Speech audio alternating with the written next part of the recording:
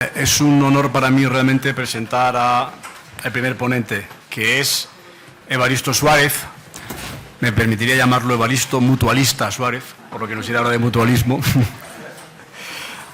Es catedrático en mérito de microbiología de la Universidad de Oviedo, licenciado en medicina, doctorado en medicina, premio extraordinario de ambas. Y, no, hay que decirlo bien claro. Y me ha dicho bien claro, Manolo, ni un minuto menos en lo que me toca. Así que, cuando quieras. Bueno, decía, entraré con un poco de detalle en la microbiota celular porque normalmente pasa desapercibida para la mayor parte de los ponentes que hablan sobre estos temas, y hablaré algo también de las funciones de esa microbiota viral. Y por último, pues veremos cómo las funciones que todos estos organismos tienen son beneficiosas para nosotros. Sin embargo, en algunas ocasiones, componentes de esta microbiota pueden comportarse no todo lo bien que deberían, y por lo tanto tenemos un lado oscuro, volviendo otra vez a Star Wars, un lado oscuro de la microbiota al que, si me da tiempo, me voy a referir. Muy bien. ¿Qué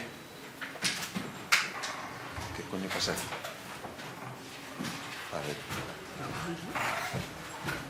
Vale. Voy a empezar con unos conceptos esenciales que ya os previnieron contra mí al respecto. El primero de ellos es el concepto de simbiosis. El concepto de simbiosis es simplemente una relación estable que se establece entre dos organismos, independientemente de cuáles sean. Es decir, puede ser un ser superior y un microorganismo, o pueden ser dos microorganismos. De hecho, os voy a hablar de uno de estos casos. La simbiosis, por lo tanto, es una relación estable independientemente de las consecuencias. Lo que ocurre es que entonces hemos de clasificar la simbiosis en varios grupos. En el mutualismo lo que nos encontramos es que ambos socios de la asociación obtienen ventajas. Es lo que ocurre, por ejemplo, con los líquenes. Aquí tenemos un líquen visto en el microscopio, podemos ver una serie de pelotitas oscuras de tanta clorofila como tienen aquellas algas que conforman esa simbiosis, embebidas en un montón de hifas que forman el micelio del hongo. Este es el organismo que tiene un mayor éxito biológico en toda la Tierra. Es el más extendido y el que tiene mayor capacidad de colonización, precisamente por ese efecto mutualista que tiene. En el extremo opuesto tenemos el parasitismo, en el cual uno de los organismos se beneficia, el otro sale perjudicado, de tal manera que el beneficiado es el patógeno y el perjudicado es la víctima, evidentemente. Y luego tenemos el comensalismo.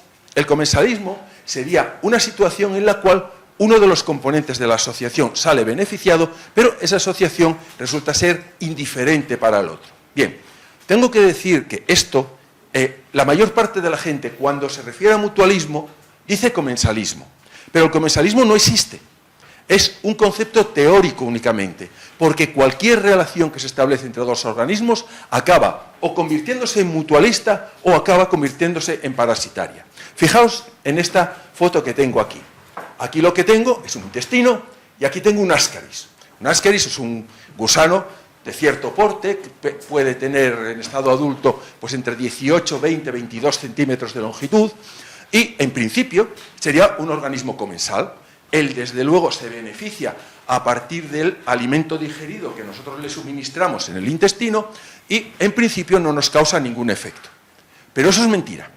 Es mentira porque resulta que la presencia de ascaris tiene un efecto muy beneficioso, muy benéfico sobre las alergias. Es un organismo que limita la aparición de alergias. Daos cuenta, nosotros no tenemos ninguno gusanos.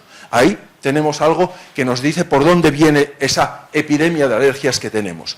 Pero por otra parte también resulta que, claro, estos gusanos aumentan en número dentro del intestino. Y al aumentar de número pueden formar pelotas. Y al formar pelotas pueden provocar obstrucción intestinal. Y una obstrucción intestinal no tratada puede matar al individuo. El parasitismo es evidente. ¿Entendido por todos? Muy bien. Vamos a seguir. Otro concepto que quiero dejar claro ya desde el principio es el de los tipos de microorganismos. Hay dos tipos, fundamentalmente. Los organismos acelulares, en el caso de lo que estamos hablando, serían los virus. Hay otros, pero no son pertinentes en este momento nombrarlos. Y luego los organismos celulares. ¿Cuál es la diferencia fundamental entre ellos? La diferencia es que los celulares tienen membranas, mientras que los acelulares no tienen membrana. Y fijaos que os pongo aquí una foto de un herpes, un virus que tiene una formación membranosa que lo envuelve. Entonces, ¿cómo puedo decir que no tiene membrana? Pues porque esa membrana, que tiene esa formación membranosa, no tiene las funciones de una verdadera membrana. Una verdadera membrana, aparte de decir de aquí para adentro es célula y de aquí para afuera no lo es, tiene una segunda función, y es la aduana, que decide qué cosas entran o salen de la célula. Eso en los acelulares no ocurre. Bien, como os decía, no tienen membrana, y muy importante también, no tienen metabolismo. No tienen metabolismo y eso significa que no pueden obtener ni energía ni material plástico para poder desarrollarse y multiplicarse. Por lo tanto, todos los organismos acelulares son parásitos intracelulares estrictos de células que les proporcionan todas esas capacidades de las que ellos carecen. ¿Entendido hasta aquí? Muy bien. Y ahora ya entramos en materia. Si esta máquina diabólica... Te la paso yo. Gracias. Bueno, vamos a definir lo que es la microbiota autóctona entonces. Pues mira, entonces ya me olvido de esto. La microbiota autóctona sería una definición, esta la hice yo, es una definición cualquiera. Es un conjunto de comunidades microbianas que colonizan establemente la superficie epidérmica y los conductos y cavidades corporales que se comunican con el exterior. Por lo tanto, aquí estamos hablando de eso que se dijo muy impropiamente en esta charla, los bichos, los microorganismos que conforman esa microbiota en su conjunto. Pero luego hay otro concepto que también es muy importante y es el concepto de microbioma. Sería una comunidad microbiana característica que coloniza un hábitat definido por sus propiedades físico-químicas, las cuales influyen y son influidas por la actividad de los microorganismos componentes. Vaya rollo que os acabo de soltar. Vamos a ver, ¿de qué estoy hablando cuando hablo de microbioma? De un ecosistema. Os estoy hablando, os voy a poner un ejemplo, ¿qué carajo? Como hay muchas mujeres aquí, vamos a hablar un momento del ecosistema vaginal. En el ecosistema vaginal hay un predominio claro de un tipo de microorganismos. Son 4 especies de lactobacilos. 4 estrictamente de las 200 y pico especies de lactobacilos que existen. Bueno, pues esos lactobacilos serían la microbiota de la vagina. Pero esos lactobacilos están en la vagina porque tienen la capacidad de adherirse a las paredes vaginales y por lo tanto de permanecer allí. Y eso, de alguna manera, naturalmente condiciona ese microbioma. Pero además, resulta que esos lactobacilos están fermentando la glucosa que hay en el exudado vaginal. Y como consecuencia de ello, el pH fisiológico de la vagina está en el entorno del 3,5. Por lo tanto, es tremendamente ácido. Y eso, naturalmente, colabora a que en la vagina únicamente se puedan establecer determinados organismos capaces de sobrevivir a ese pH tan ácido. ¿Entendéis? El microbioma, por lo tanto, es el conjunto, el ecosistema que se dice en ecología. Muy bien. Vamos a hablar 2 palabras nada más sobre la microbiota, digamos, con nombres y apellidos, porque seguro que a lo largo del curso van a salir pues indicaciones por aparatos y por sistemas que la contienen. Por lo tanto, entonces yo solamente voy a dar una visión general del tema. Lo primero que quiero deciros es que la microbiota en cada localización es específica. Es tan específica que cuando nosotros comparamos la microbiota de distintas personas, de todos nosotros, en la misma localización, hay un mayor parecido entre todas esas microbiotas que la que hay simplemente entre mi microbiota bucal y mi microbiota estomacal, por ejemplo, para que os hagáis una idea. Por lo tanto, hay una especificidad que viene determinada por el órgano en el cual esa microbiota está asentada. Y entonces esa diversidad la vamos a ver de muchas maneras. Por ejemplo, la vamos a ver en cuanto a la calidad. Hay lugares en los cuales hay una microbiota muy abigarrada, muy variada. Por ejemplo, sería el caso de la cavidad orofaringea o sería el caso del intestino grueso. Ahí tenemos muchos microorganismos diferentes, no solo bacterias, como parece indicarse en general, sino también hongos, también hay virus, por supuesto, y otra serie de organismos. Y sin embargo, hay otros lugares, por ejemplo, lo que os acabo de decir, la vagina dentro del tracto genitourinario femenino, en que no hay variedad ninguna. Como os digo, hay 4 especies que colonizan vagina, pero cada mujer está colonizada mayoritariamente por una de ellas. No hay las 4 especies conviviendo en la misma vagina, para que os hagáis una idea. Por otra parte, nos vamos a encontrar con que la cantidad de microorganismos que allí habitan también varía extraordinariamente. Por ejemplo, pasamos del paraíso de la microbiota, que es el intestino grueso, en donde tenemos pues, concentraciones de microorganismos por encima de los 100 millones, incluso más, microorganismos, a sitios pues, como por ejemplo, yo qué sé, el estómago, en donde lo que tenemos pues, son unos 1000 microorganismos por mililitro de contenido estomacal. O, por ejemplo, pues, la glándula mamaria, en que solamente hay microbiota durante la lactación, pero esa microbiota también es escasa. Puede haber 10 elevado a 2, 10 elevado a 3, una cosa de ese estilo. ¿De acuerdo? Bien, me pasas a la siguiente, por favor. Y entonces vamos a empezar a hablar un poquito de las funciones que cumple esa microbiota. Y esas funciones tienen que ver con dos situaciones concretas. La primera de ellas es la nutrición. La microbiota nos va a ayudar en la nutrición. Por otra parte, esa microbiota también nos va a proteger frente a las infecciones. Dentro del primer grupo de mecanismos que cooperan con la nutrición, tenemos a su vez 2. Uno de ellos es la provisión de nutrientes esenciales, el otro es el aprovechamiento de nutrientes no digeribles. Respecto a la protección frente a las infecciones, también tenemos 2 mecanismos de actuación. El primero de ellos es la eliminación de patógenos. El segundo es la potenciación de la defensa orgánica, es decir, de la defensa inmunitaria. ¿Me pasas a la siguiente? Bien, voy a ir hablando de cada uno de esos 4 mecanismos unas pocas pinceladas, ¿de acuerdo? Empiezo por los nutrientes esenciales. Lo primero que hay que hacer aquí es recordaros qué es un nutriente esencial. Un nutriente esencial es aquel metabolito que necesitamos absolutamente para nuestro metabolismo, pero que nosotros no podemos sintetizar. Y como no podemos, hemos de ingerirlo desde el exterior. Los nutrientes esenciales en las personas son estos que tenéis aquí puestos. Y veréis que hay 3 que están en rojo. ¿Por qué lo están? Pues lo están porque resulta que los organismos de la microbiota fabrican parte de esas necesidades, de estos nutrientes esenciales que tenemos, de tal manera que eso implica una menor necesidad de incorporación desde el exterior. Estoy hablando de 14 vitaminas, estoy hablando de 9 de los 20 aminoácidos que conforman las proteínas y estoy hablando de 2 ácidos grasos insaturados. Y os voy a poner un ejemplo, que es el de la vitamina K. La vitamina K, como sabéis bien, pues tiene 2 funciones principales. La primera de ellas es la de colaborar con una coagulación adecuada de la sangre. La segunda es colaborar en la deposición adecuada del calcio, para que me entendáis, que el calcio se deposite en los huesos y no se deposite en las arterias. ¿De acuerdo? Bien, pues la gran suerte que tenemos con la vitamina K es que nuestra microbiota intestinal fabrica toda la vitamina K que necesitamos. Dicho de otro modo, no necesitamos incorporar vitamina K. Pero claro, hay una excepción a esto. Y la excepción viene dada por este niño que tengo aquí. Resulta que los recién nacidos no tienen microbiota.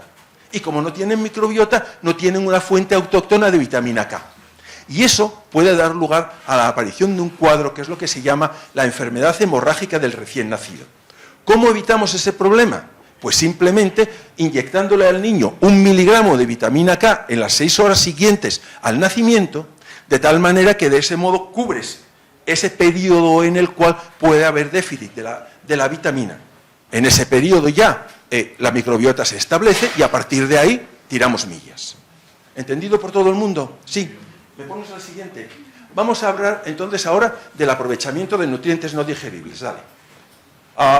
Hay varios tipos de nutrientes no digeribles que la microbiota nos ayuda con ellos. Unos son los oligo y polisacáridos. Otros son los polifenoles que se encuentran, por ejemplo, en las paredes de las frutas. Y otros son los xenobióticos, que son compuestos tóxicos que la microbiota elimina y que, por lo tanto, contribuye a nuestro bienestar. Me voy a centrar, como ejemplo, únicamente en el metabolismo de los oligo y polisacáridos. Vamos a ver, el problema que tenemos aquí es que nuestro sistema enzimático, solamente tiene la capacidad de utilizar por encima de monosacáridos, de disacárido hacia arriba, muy pocas cosas. De tal manera que, fijaos, podemos digerir el almidón, no todo el almidón, pero sí parte del almidón, porque tenemos amilasas. Podemos digerir la sacarosa, por supuesto, para eso tenemos la invertasa. O podemos digerir la lactosa, los que podemos, porque ya acabamos de ver que hay gente que no puede. Bien, pero nuestra dieta tiene otros muchos glicanos que forman parte de la misma. Por ejemplo, polisacáridos vegetales que vienen, pues, como la celulosa de las paredes de las verduras, por decir algo, o las pectinas que están en la pared de la fruta, o los xilanos, los glicosaminoglicanos, componentes fundamentales del tejido conectivo de la carne que nos comemos, tampoco los podemos digerir por nosotros mismos. Otra cosa que tampoco digerimos son los lactooligosacáridos que se encuentran en la leche o, por último, los glicocálices microbianos que están, por ejemplo, en esos compuestos, en esos productos fermentados a los que se referían anteriormente. Y entonces, para que entendáis bien de lo que os estoy hablando, os traigo esta foto. Esta es una foto de un intestino grueso. La pared del intestino va por aquí, aquí tenemos un acino secretor de moco, aquí tenemos el moco que se ha secretado, pero lo interesante es que aquí encima tenemos una hoja de lechuga. Y somos perfectamente capaces de distinguir en esta hoja de lechuga aquellas células poligonales que nos contaban en el instituto que, conformaban la célula vegetal. ¿Qué significa? Que esto ha atravesado todo nuestro tubo digestivo y ha llegado al intestino grueso sin haberse atacado en absoluto. ¿Qué ocurre cuando llega al intestino grueso? Ya os dije, en el intestino grueso hay muchos bichos y muy variados. Por lo tanto, dentro de eso significa que vamos a tener muchas capacidades metabólicas diferentes. ¿Qué significa en último término? Que cuando llega todo aquello al intestino grueso, los microorganismos que allí viven se adhieren a ello y lo empiezan a degradar. Y degradan el polisacárido y obtienes oligosacáridos, que a su vez se convierten en monosacáridos y que ahora se van a fermentar porque las condiciones del intestino grueso son de anaerobiosis. ¿Cuál es el producto final de una fermentación cualquiera? Un ácido graso, como puede ser, por ejemplo, el ácido acético, el ácido propiónico o bien el ácido butírico. Y además de eso, se produce mucho gas. Se produce metano, se produce CO2, se produce hidrógeno, se produce un montón de sulfídrico, por ejemplo, que es lo que da el mal olor a los pelos, con perdón. Y por lo tanto, pues ahí tenemos un efecto que esa microbiota está ejerciendo. ¿Y eso por qué es importante? Pues es importante, por ejemplo, porque esos ácidos grasos hacen que el pH del contenido intestinal descienda. Y por lo tanto, crean condiciones que son inhóspitas para posibles patógenos, a los cuales lo que les gusta es vivir al pH ligeramente alcalino de nuestro medio interno. Por otra parte, nos vamos a encontrar con que también incrementan el peristaltismo. Estos no son ejemplos, hay muchas más cosas, pero el tiempo es limitado. Vamos a ver, ¿por qué incrementan el peristaltismo? Porque se está produciendo gas, y el gas esponja las heces aumentan de volumen y eso actúa como un inductor del movimiento intestinal. La musculatura lisa empieza a funcionar y eso hace que tengamos una cierta, vamos a decir, periodicidad en nuestras deposiciones.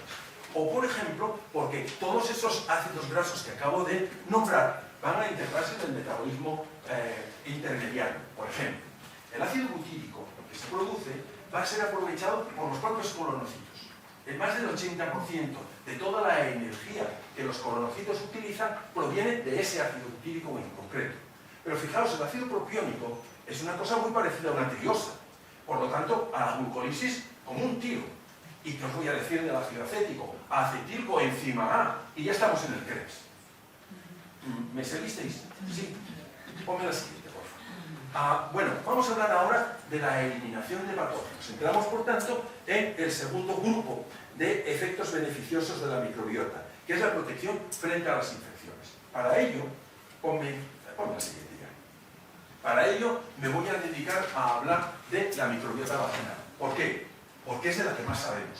¿Por qué además? Porque aquí, si miro, hay 3 chicas por cada tío. Por lo tanto, es un tema que seguro os va a interesar. Y es un tema que además pasa desapercibido todo el rato. lo cual me da una rabia horrorosa, que lo sepáis. Bien, ¿cuál es la base del mutualismo? Que se establece entre los lactobacilos vaginales y la mujer que alberga esos lactobacilos. Pues es un efecto fundamental que es la prevención de las infecciones. La vagina, daos cuenta que es una cavidad que está abierta al exterior, en la cual con cierta frecuencia, si hay suerte, se introducen objetos contaminados y lógicamente pues hay que protegerla frente a esa invasión, dijéramos. Y eso se hace de diversas maneras. Por ejemplo, los lactobacilos que allí viven van a tener la capacidad de adherirse muy bien al epitelio vaginal. Y en esa adherencia que ejercen, fijaos, esta es una célula vaginal, no sé si llegáis a ver los hilillos que hay encima, son los lactobacilos. Bueno, esos lactobacilos van a formar una biopelícula. Y entonces van a aislar el epitelio subyacente de la luz vaginal. Y por lo tanto van a impedir que cualquier patógeno o posible patógeno que pueda llegar a aquella vagina pueda establecerse allí, va a ser arrastrado por el exudado y se ha terminado la historia. Segunda cuestión. Los organismos, estos lactobacilos a los que me refiero, producen muchos antimicrobianos distintos. Solo os voy a hablar de dos, los más importantes. El primero de ellos, ya lo nombré, es el ácido láctico. El ácido láctico es aquel ácido que provocaba que el pH vaginal fisiológico estuviera en el tono 3,5-4. ¿De acuerdo? Eso evidentemente es tremendamente tóxico para los microorganismos que pudieran querer invadir el tejido subyacente. Pero además, esos lactobacilos, más de un 70% más o menos en nuestras manos, resulta que producen agua oxigenada. Evidentemente, el agua oxigenada es un antiséptico que todos conocemos. Lo dejo ahí. Y entonces, después tenemos otra posibilidad con respecto a ello. Y es que los lactobacilos vaginales tienden a formar grumos, tienden a formar conglomerados, dijéramos. Cuando tú pones uno de estos lactobacilos a crecer en presencia de un patógeno, veas el caso, un lactobacillus crispatus con Candida albicans, ya sabéis, el agente productor de la candidiasis vaginal fundamental, resulta que en esos grumos que forma el lactobacilo mete a las cándidas. Las cándidas son lo que está en el medio que tiene forma redondeada. Los lactobacilos son los alargados que están por el exterior. ¿Y eso por qué es importante? Pues es importante porque potencia el efecto de las dos cosas anteriores que os comenté. Por un lado, como los lactobacilos están en el exterior, la poca esperanza que podía tener aquella cándida de pegarse al epitelio se desvanece, porque el lactobacilo actúa de barrera. Por otra parte, como están pegados uno a otro, es como si estos compuestos antimicrobianos que produce el lactobacilo se los estuvieran metiendo en vena a la pobre cándida, que podemos decir RIP y se ha terminado esto.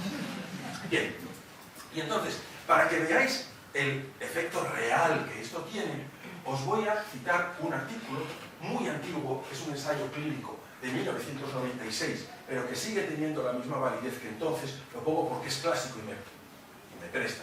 Soy estudiante, por lo tanto lo puedo decir. Veréis, en este caso lo que se hizo fue tomar 132 mujeres, todas ellas en edad fértil, y se determinaron dos cosas. Por un lado, el tipo de microbiota vaginal que albergaban. Por otro lado, la frecuencia que en ellas había del cuadro vaginal más importante de todos, que es la vaginosis bacteriana. No más importante, el más común de todos, dijéramos. Bien, lo que se encontró fue lo siguiente.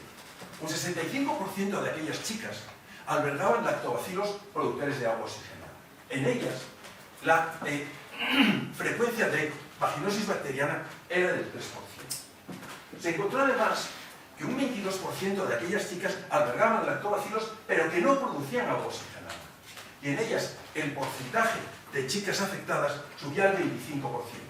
¿Veis el efecto del agua oxigenada sobre la salud vaginal? Pero luego había también un grupo de chicas del 13%, en este caso, que no tenían lactobacilos, tenían microorganismos, pero de otros tipos. Entonces, en ellas prácticamente la mitad presentaban alteraciones en su pared vaginal. Pásenla. Bueno, aquí, vale. Esto simplemente es para indicaros que el ácido láctico, aquel que os decía que tiene efecto microbiocida, tiene otros muchos efectos muy importantes. Y como ya decía, ya preveía que íbamos a tener una audiencia fundamentalmente femenina, me voy a entretener. voy a darme el gustazo de contaros unas pocas cosas sobre el ácido láctico vaginal. La primera de ellas es que previene el mal olor. Y diréis, hombre, el mal olor, una enfermedad es otra cosa. Pero el mal olor puede crear disfunciones incluso a nivel psicológico de chicas que se sientan sucias, mal, no sé qué, que incluso no quieran tener relaciones como consecuencia de ello. Por tanto, tiene su importancia. Veréis por qué esto es. Resulta que los posibles patógenos que quieran llegar a la vagina, lo primero que tienen que hacer es elevar el pH para hacerles el ambiente más respirable. Bueno, respirable no sería el concepto, más amable para ellos. Entonces, ¿cómo lo hacen? Pues en general lo hacen de una manera que tanto los que producen vaginosis como los que producen vaginitis llevan a cabo, que es la siguiente. Toman un aminoácido que está en el exudado vaginal y le quitan el grupo COH. Al quitarle ese grupo COH, ese residuo se convierte en CO2, que es un gas, y se va. El residuo es una amina biógena cuyo grupo amino, que todavía está allí, tiene carga positiva. Por lo tanto, hay subida del pH. ¿Cuál es el problema a este nivel? Que resulta que, por ejemplo, los organismos productores de vaginosis fabrican una amina biógena que es la trimetilamina. Y la trimetilamina huele a pescado podre, que es el olor, bueno, pues típico de la vaginosis. Por otra parte, los organismos productores de vaginitis aeróbica fabrican cosas como la putrescina o la cadaverina. Entiendo que no tengo que explicaros demasiado respecto al olor que se produce. Pues bien, el ácido láctico tiene carga negativa. Por lo tanto, se va a ver atraído por la carga positiva de la amina. Y por lo tanto, en esa unión va a haber una neutralización de la amina biógena y con ella una neutralización también del olor que aquella amina produce. ¿Entendido por todos? Sí. Una segunda cosa que es importante. El ácido láctico hace una cosa paradójica. Y es que inhibe la inflamación en la vagina. Y eso, dices, eso no tiene sentido. Porque claro, fijaos en lo siguiente. Cuando dos chicos tienen relaciones, pues el semen que el chico ha dejado en el fondo de la vagina de la chica es extraño. Y por lo tanto el sistema inmunitario debería de montar una respuesta inflamatoria para intentar eliminar aquel elemento raro que ahora está en la vagina. Si lo hiciera, eso significaría que los espermatozoides empezarían a morir como borra. Y naturalmente eso no es lo que queremos. Ahora bien, si el ácido láctico induce una respuesta tolerogénica en la que deprime la inflamación, la posibilidad de que aquellos aventureros que estaban en el fondo de la vagina vayan subiendo útero arriba hasta llegar a la trompa de falopio y encontrarse con el óvulo, incrementa. Y por lo tanto, incrementa también la posibilidad de una fecundación exitosa. ¿Seguido por todos? Sí. Bien, último. Contribuye a la permeabilidad, a la impermeabilidad epitelial. Vamos a ver. Los epitelios, como todos sabéis, los epitelios, especialmente los de cobertura, están compuestos por grupos de células que están alineadas entre sí. Células que están formando, pues, una monocapa celular. De tal manera que entre cada dos células hay un espacio. Ese espacio es un problema, porque hay cosas que no deberían entrar al medio interno y que podrían aprovechar ese espacio para hacerlas. Para evitar ese problema, nuestro organismo sintetiza una serie de proteínas, como son la ocludina, o la claudina, o la zona ocludens 1 y 2, y así sucesivamente, una serie de proteínas, digo, que lo que hacen es, se enganchan a una célula, se enganchan a la otra célula y aprietan. De tal manera entonces que eso hace una unión estrecha que impide el que puedan penetrar, como decía, sustancias indeseables al interior del organismo. Pues bien, cuando hay ácido láctico en el medio, las células tienen muy estimulada la producción de estas proteínas de unión estrecha y por lo tanto aumenta la cohesión del tejido. Esto es muy importante, por ejemplo, cuando hablamos de virus. Los virus en general son muy pequeñitos y por lo tanto, como tales, tienen muy fácil el atravesar el espacio intercelular.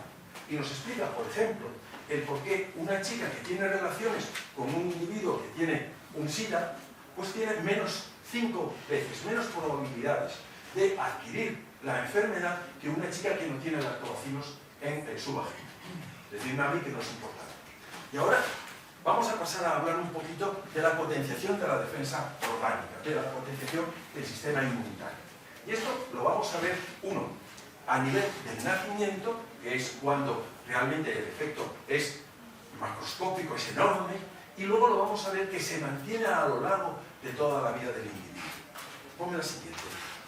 Mira, esto es un esquema en el cual lo que intento representar es la estructura de un intestino antes del nacimiento.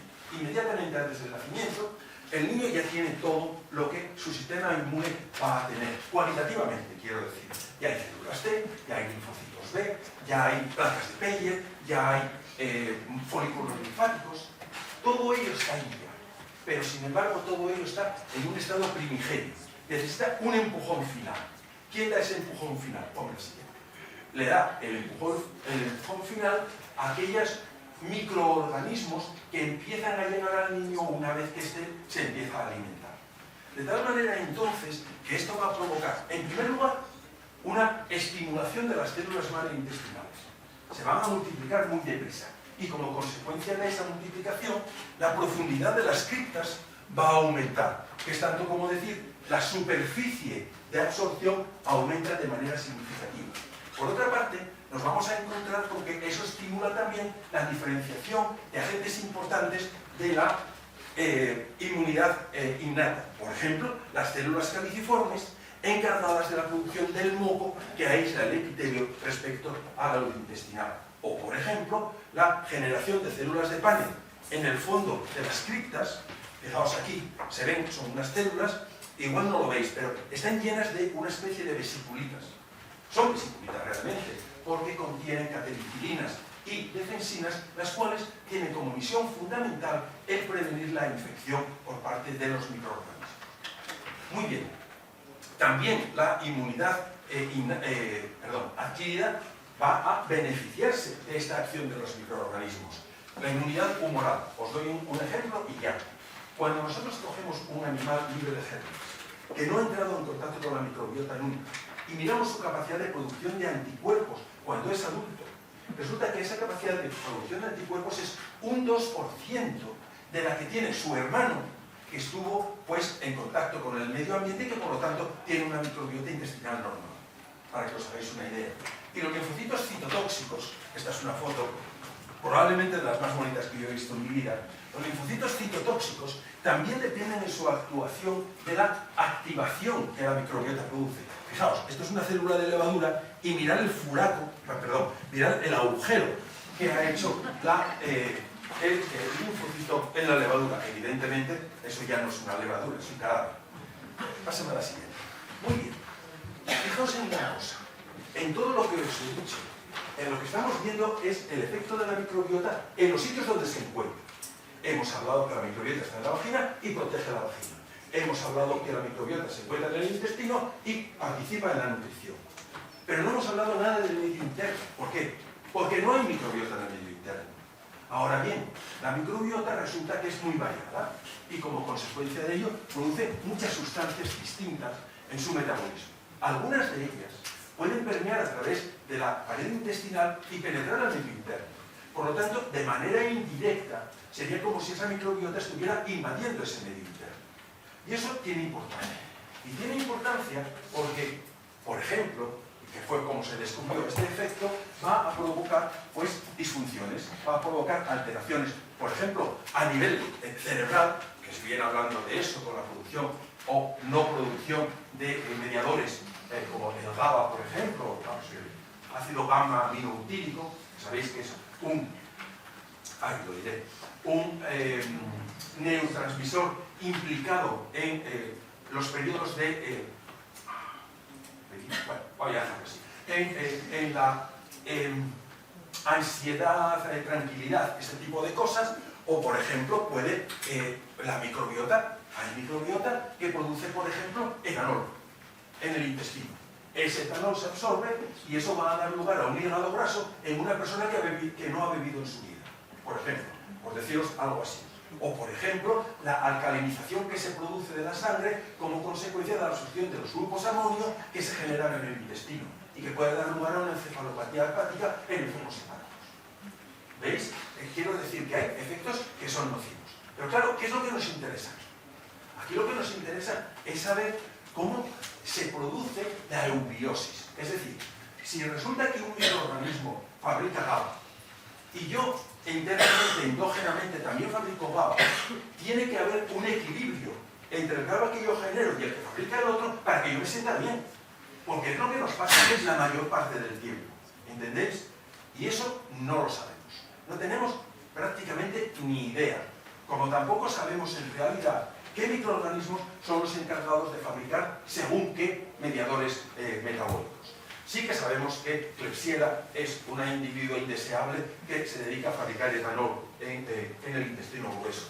Pero, ya os digo, sabemos más de los malos que de los buenos en este caso. ¿Me pasas a la siguiente? Muy bien, dejo la microbiota celular y vamos a pasar a hablar de los virus. Entonces, un recordatorio rápido de lo que llamábamos virus.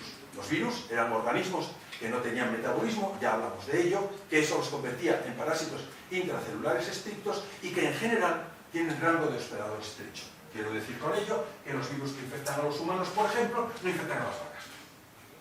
En su inmensa mayoría. Muy bien. Aquí veis unas cuantas fotos de virus y los voy a dividir en dos grandes grupos. Los virus que infectan a nuestras propias células, por ejemplo, esto que hay aquí es polio. El virus de la polio, evidentemente, afecta inicialmente a nuestras células intestinales y posteriormente tiene el efecto que todos conocemos sobre las neuronas. O, por ejemplo, de la misma familia es el virus del resfriado común, que por lo tanto tiene exactamente la misma arquitectura. O bien podemos tener virus envueltos como aquel herpes del que os hablé anteriormente.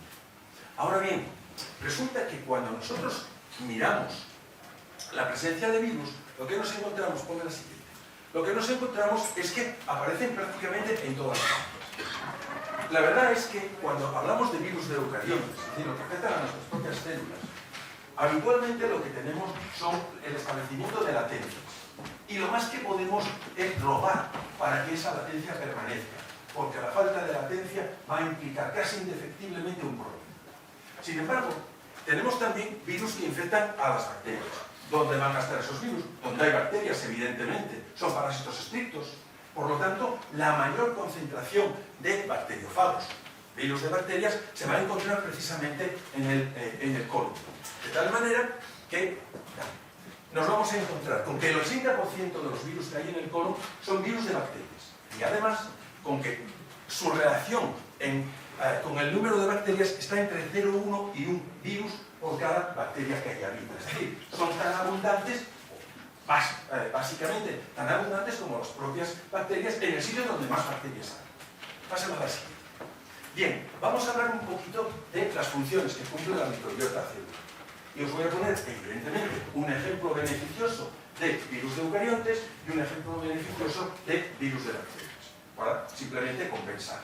Vamos a hablar de, no penséis, es difícil encontrar un efecto beneficioso por parte de virus de eucariontes, pero lo hay. Y el ejemplo al que me voy a referir es muy importante, que es el de los virus endógenos. Esto fue una sorpresa cuando se acabó de secuenciar el genoma humano.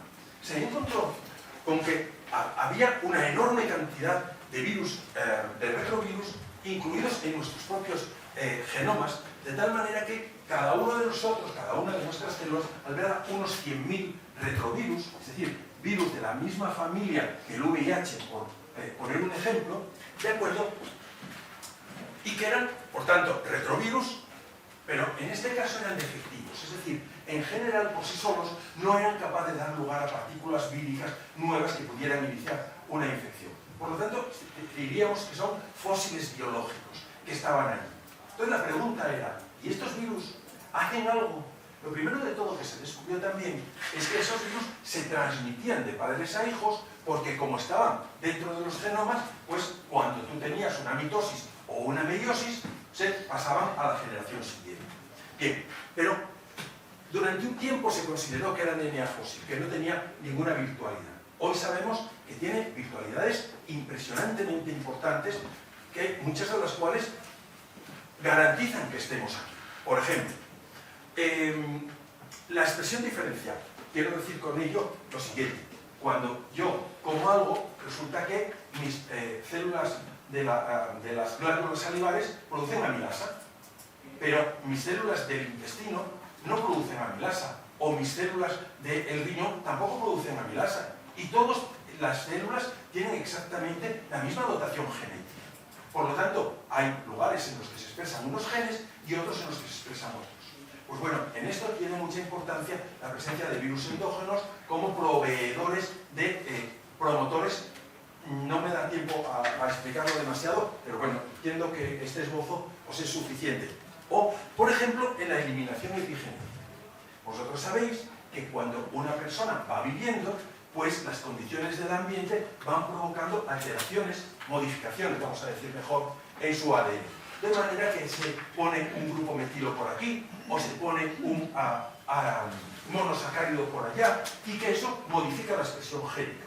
De tal manera que es un mecanismo importante que tenemos de adaptación al ambiente en el que vivimos.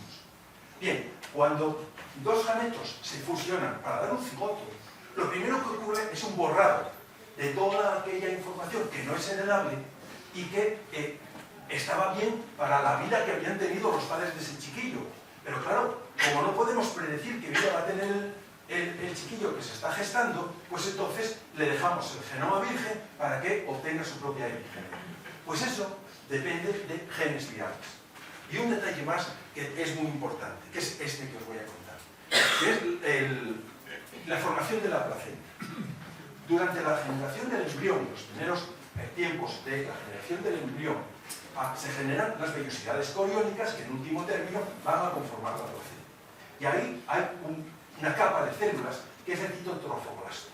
Ese citotrofoblasto en un momento determinado tiene una fusión de las membranas de todas esas células, de tal manera que lo que tenemos son citoplasmas enormes con un montón de núcleos dentro, cada uno correspondiente a una de aquellas células que se fusionó.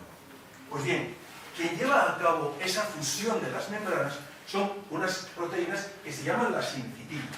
Las sincitinas son proteínas virales otra vez. Los retrovirus son virus envueltos. Y entonces, cuando nos ataca el virus del SIDA, por ejemplo, lo que hace es fusionar su cubierta membranosa con nuestra propia membrana. Y eso facilita que lo que está dentro penetre al interior. Pues justamente eso es lo que las sincitinas hacen. Fusionar las membranas de células adyacentes para generar el SIDA. ¿Entendido por todo el mundo? Por lo tanto, todos los organismos placentarios debemos a nuestros virus endógenos el precisamente disponer de una placenta. Vamos a hablar un poquito de un efecto beneficioso de los bacteriófagos. Como dije, fundamentalmente están en el intestino grueso. Por cierto, en vagina no hay fagos.